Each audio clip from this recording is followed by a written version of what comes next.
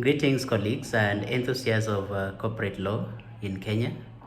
My name is Mathews Okoth, and I take this chance to again welcome you to Corporate Law Channel, a program through which I serialize some of the lead corporate news items in Kenya as carried in local daily newspapers, particularly in the business daily newspaper.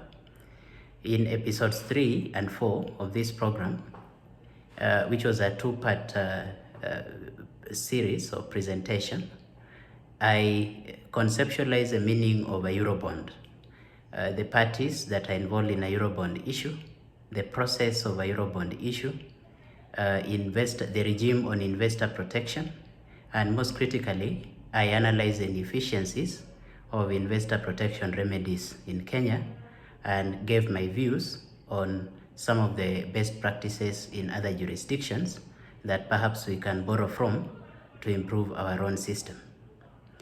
In this episode, I will discuss a form of financing called project financing in the context of an ongoing road construction project in Kenya called the Mombasa Road Expressway. Now, there's not so much details about the contracts that were entered into regarding this particular road project. However, I was able to glean some information from some of the news items that were previously reported that I think will give us, that will set us off really in discussing this very important form of financing called project financing. So the first news item is a fairly old news item. It's a 2017 news item carried in the Business Daily newspaper for Wednesday, January 25, 2017, and it is titled Building of Nairobi Double-Deck Road Pushed to 2018. Now, the material part of this news item is a phrase, a passage, where it is reported that in 2008, Parliament in Kenya approved construction of a 77-kilometer double-decker road in Nairobi under a 30-year build, operate, transfer deal. That's a very key term, which we will explore further in our discussion. And that the deal would allow private firms to invest in a public project, operate it for an agreed period to recoup their investments and profit before handing it over to the state. So that the model of the concession that is reported in that news item that was granted by the government of Kenya is what is written there as build, operate, transfer, deal. The second relevant news item is a 2019 news item still contained in the Business Daily newspaper for Thursday, October 17, 2019, titled Uhuru launches pay for use road to ease JKIA jam. What I found material in this news item is the passage that there's an investor that is reported there in the earlier parts of that news item.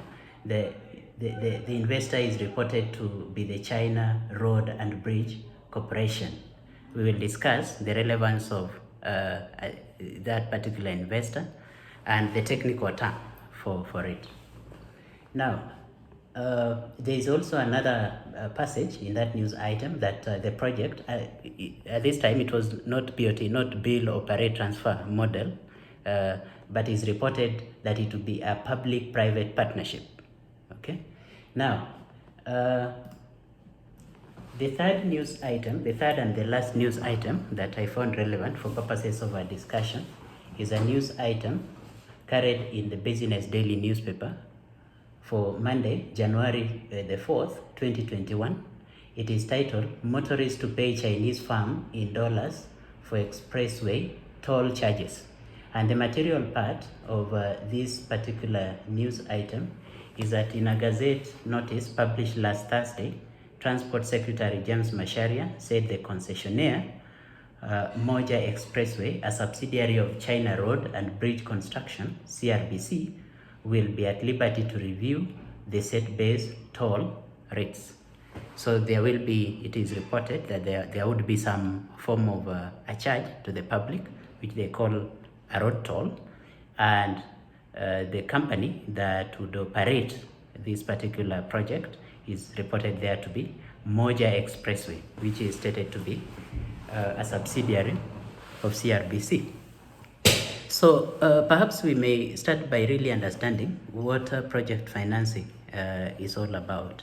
It's a form of funding really, but it's a form of funding of an asset-based project or a concession that is given by a public body. Can be a government of Kenya, like in this case is by a government of Kenya, concession to build, do a construction of a road and then operate it for a specific period, so that whoever then invests in this project recovers their investment through use of the particular project for which the concession to construct has been given by the government. So the key characteristics of project financing is that the repayment of the financing is through the cash flow generated out of the operation of the particular project.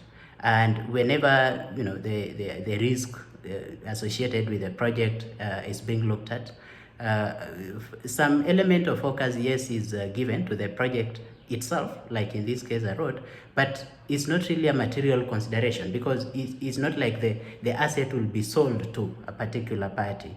It is the use of the project. So the cash flow that would be derived from the use of the particular project form the material consideration in determining the pricing of the financing for this particular project.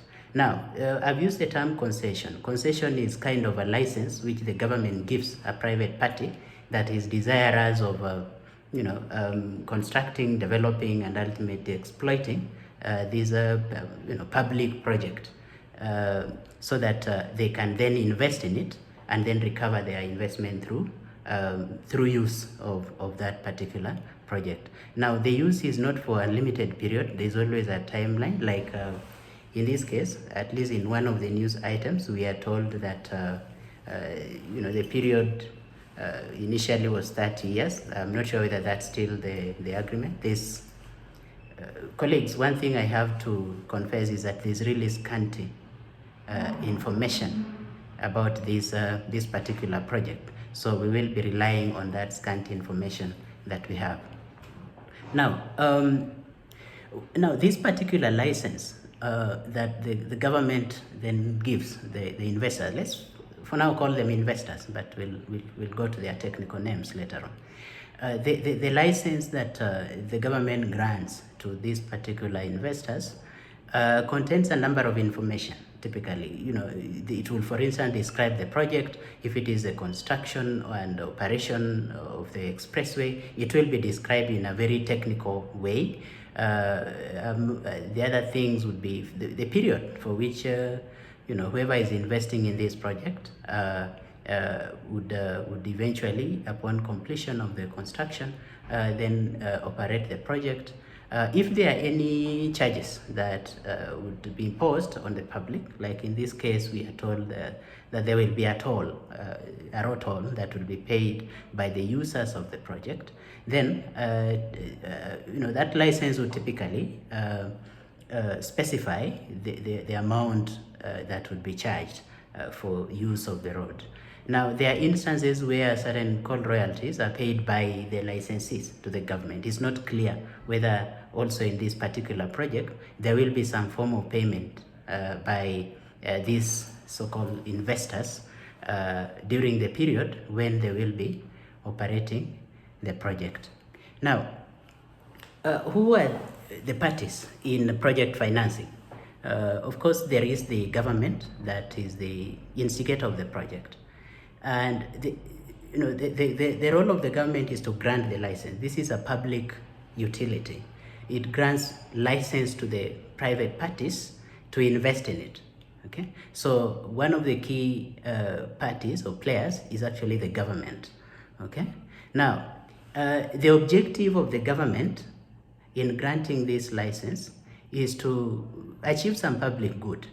It is hoped that, for instance, when this expressway, the Mombasa Road Expressway, once it is completed, there will be some public good. For instance, ease of traffic jam from JKIA to CBD, for instance. There's a public good that will be achieved. But the government achieves that public good in a way that minimizes cost and risk to it. Okay, so the driver to the grantor of the license, which in this case is the government of Kenya, is to achieve a public good with minimum risk and at a lowest cost. Okay, of course, from the side of the investors, we can still collectively call them the investors. They have a commercial objective that they hope to achieve out of this by their investment, return on those investments. And as you will see, there will be such projects are always financed by certain lenders whom we'll identify. The lenders also hope to recoup not only the principal amount that they have lent for purposes of construction of the project, but also the return on that investment, the interest for the amount that they will have extended or advanced to whoever will be constructing the project. Now, so the first party really is the government. Then there is a party called a sponsor. Ideally, such projects, they're always undertaken by specialists in design, construction, operation, maintenance of the particular project in issue. For instance, if we are talking about road construction, like in this case, you'd expect that there's actually some very large, multinational corporations that have specialized skills in road construction, operation, and maintenance. So they come together. They can come together and form like a kind of a consortium of sorts. Okay. Typically, they don't invest directly. Okay. Typically, they don't invest directly. There is some little information or some missing information as to who really the sponsors for the expressway is. Okay. So ideal scenario is you'd expect that there's some group of large international corporations that have specialized skills and manpower in this particular project that came together at some point, submitted a bid, and were qualified for licensing by the government of Kenya, and then either upon the award of that license to them, or even before, they constituted themselves into some kind of a special purpose vehicle. Okay. Typically, in project financing, sponsors do not directly construct, operate, maintain the project. They will identify an independent company, which at times can even be incorporated in the local jurisdiction. Okay. But that particular company that is the face of the project, okay, that is the one that actually manages the project on the ground, may not necessarily be the sponsor. There could be a group of companies that invest shares in that particular company, such that much as, yes, we are reading about CRBC as the investor in the project, that of itself does not mean that CRBC is the sponsor of the project. There could be some companies, a group of companies, that have invested shares in CRBC and fronted CRBC as the project company. It's called a project company. That is a company that typically manages the the construction of the project. It does not necessarily do the construction, but it manages the construction, and critically, it is through that project company that borrowing happens, such that there is a very clear and structural distinction between sponsors and the project company. The project company exists as an independent entity, and sponsors always do this so that they limit the liability to themselves, the risks of, for instance, default in the repayment of the loan that they receive from some of the financiers of this project. Okay, so the second company is the sponsor. Then we've also talked of the project company. Then there are lenders. Because of the cost implications of some of these project financed undertakings, they involve large capital outlay. Okay, so commercial banks, you may typically find that there are commercial banks that are financing this particular project. At times, even multilateral banks, international banks. You won't be surprised. Entities like, for instance, the World Bank. You may find large multilateral banks as some of the co-financiers of the projects. Now, in part 2 of this recording, we'll talk of certain risks, and we'll discuss critically the role of some of these multilateral banks.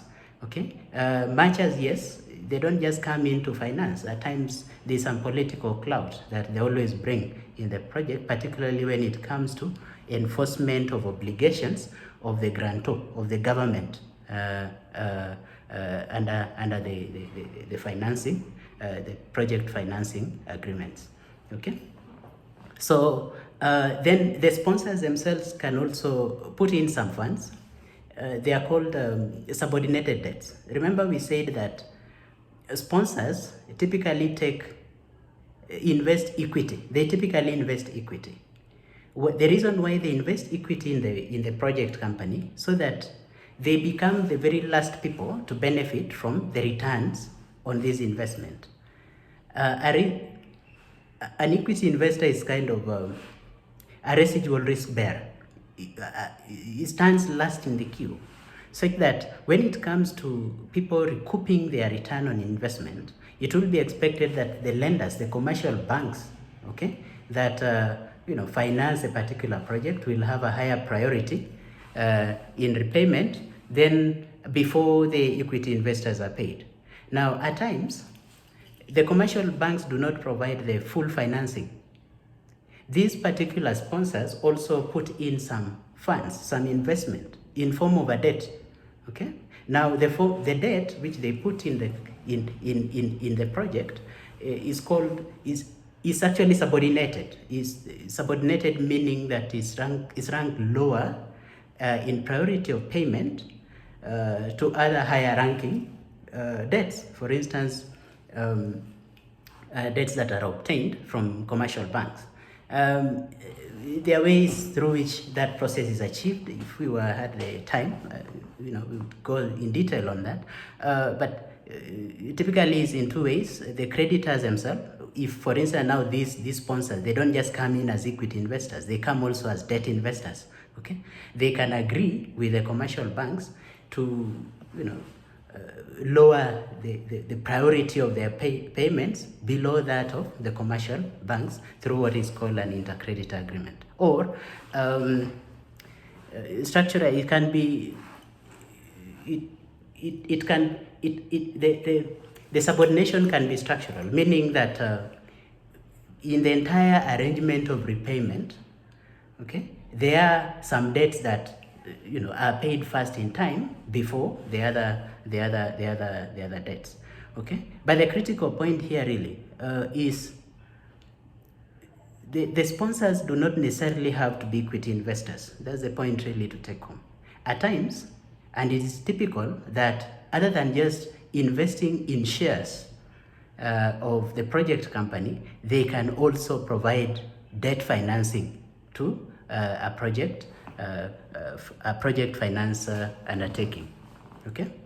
Now, other than Other than the lenders, we have insurers that come in to underwrite, the project from damage, loss of assets, at times third-party risks, and it is my hope that even our local insurers got a chance to insure, part of this project.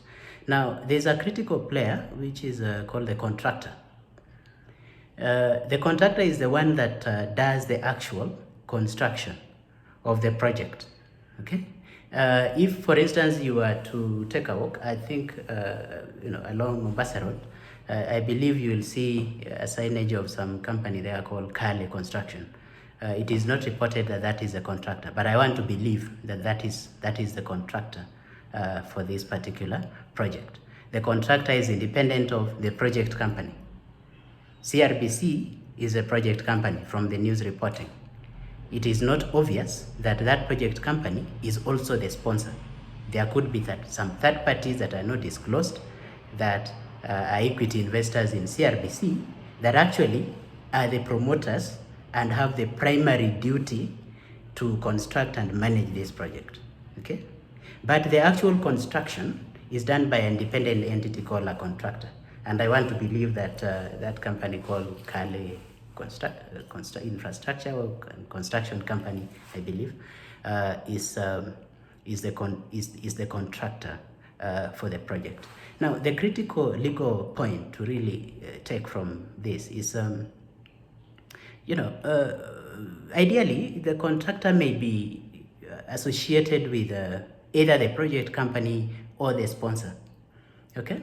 But at times, when you're acting for the particular contractor, it's always advisable that you emphasize on a number of things. First, that the nature of the work that they undertake, it be work that they are able to complete within a given timeline, because there are certain exposures that they suffer, the contractors. If, for instance, work is delayed, okay, there's always exposure to risk of liquidated claims for delay, defects, or non-completion of a project. And some of those liquidated damages, they're always very substantial amounts of money.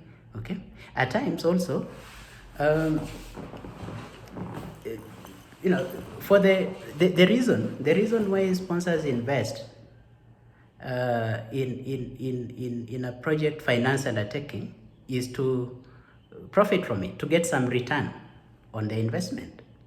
Okay. But it's not always that they will, stick in the project for the entire period of construction, operation, and maintenance. For instance, here we are told this is a 30-year project. Okay? It's not obvious that the sponsors of this project, will remain on record as the sponsors for the 30-year duration. They are allowed in law to transfer some of these rights. At times they can even transfer both the obligation. They can actually substitute themselves with other parties. So that the point is, the mere association by a contractor to sponsors should not bring a lot of comfort in the contractor to be laid back in safeguarding his interests when negotiating its rights and obligations under the contract. Okay? The sponsors can actually transfer their obligations and rights under project financing undertaking. Okay? And there are very many ways. One, perhaps in future we'll discuss in detail some of the methods through which they can transfer both rights and obligations. They can actually substitute themselves through what is called innovation, or they can transfer rights through various methods. What is called, for instance, an assignment. They can assign their right to obtain the profits that they will derive from operating this particular project. So the point is that when acting for the contractor, please be on the safeguard so that you look at this particular contractor as a totally independent entity and try to safeguard his interests as an independent entity without the comfort that there may be associated companies with a sponsor or even with a project company. Then there is the operator as also one of the parties. There's a party there called Moja Expressway. Once this project is completed, there's a company that will operate it. And the operation is to ensure that indeed this revenue that is anticipated, that will be collected from the expressway, is actually recovered. Okay, so that Moja Expressway that we read from the news item technically is called an operator. Okay, and it will also be responsible for the maintenance of the project upon completion to sustain its sustainability for the period in which it will be operating the project. Now, if project financing is not just for roads, there could be oil exploration. Someone could be building, for instance, a refinery. Okay, now if take example of a refinery, or oil exploration, take example, say, of an oil exploration. If the oil is already explored, okay, there may be a distinct party that actually takes up that oil. Or if it is a power generation plant that is being financed through project financing, okay, once the power is generated, there may be a party that actually buys the power that is generated. That particular party is technically called an off-taker. Now, it's not clear that there is an off-taker in a road construction, but it's important to know that there is a party called off-taker, so that in future, if you come across that term, you may be able to fully appreciate its meaning. So off-taker is actually a party that buys the end product of a project finance undertaking. Now, there are contracts that are always involved in project financing, and this is important for lawyers. I'll highlight critical ones. There may be many. And the critical one for me is, the construction contract. This construction contract, which regulates, it actually sets out, the design of the project that is to be financed, the services that this particular contractor is to render, and the pricing for those services. Like we said, when negotiating this contract for the contractor, please be on the lookout. Always remember that the mere fact that it is a subsidiary or a company associated with a sponsor does not mean that it will always have the comfort of that association in the long term. Now, the operator will also enter into a contract and just to render that service of operating the project upon completion, and among other things, that contract will specify the services to be rendered, and of course the fees that it will derive from the particular operation. Now, lenders typically will get into loan agreements, and they get into loan agreements with the project company, because it is through this project company, which we said is used as a special purpose vehicle for the financing, through which the sponsors will actually raise funds. And we said that the main driver for that distinct company is to structurally separate that liability of default from the sponsors to this distinct company. Okay. Now, the other company is insurance contracts. Like we said, this project will be insured. So if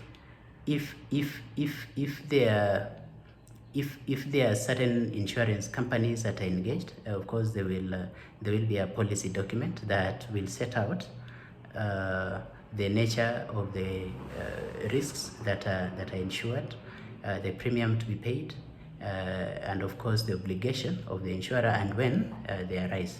It's critical to note that in most of these large projects, Typically, you will find they call them insurance companies with international standing. And I hope that our local insurers got a chance to participate. So that actually highlights part one of this recording on project financing. In part two, I will consider the risks and the actual loan agreements, the contents of the loan agreements in project financing, so that we can be clear on which are some of the key covenants that are to be taken into consideration if you are engaged as a lawyer to draft a loan financing contract in a project finance, and what are some of the risks. Okay, what are some of the risks? Among them, political risks, environmental risks, and what are their relevance really in project financing. Thanks again for your time. My name is Mathews Okoth, and I thank you very much for listening to me and your continued feedback in this program. Bye-bye.